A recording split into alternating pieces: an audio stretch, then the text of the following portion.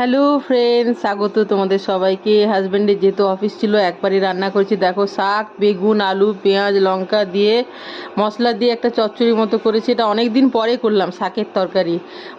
মুসুরের ডাল পেঁপে দিয়ে, আর ঢ্যাঁড়স ভাজা, উচ্ছে সেদ্ধ মেখেছি, আর এটা আমের টক গুড় দিয়ে, সেজন্য একটু কালচে লাগছে।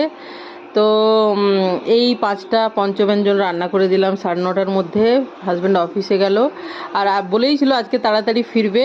না ফিরলেও আমরা যেহেতু সবাই সকালেই ভাত খাই, অফিস থাকলে, বাচ্চাদের স্কুল না থাকলেও যেহেতু রান্নাটা কমপ্লিট করে নিই, তার জন্য এই যে দেখো সেঁকা পরোটা মতো বানাচ্ছিলাম। সেঁকা পরোটা বলতে রুটির মতো বানিয়ে আগে তাওয়াতে সেঁকে তারপর তেল দিয়ে ভাজা।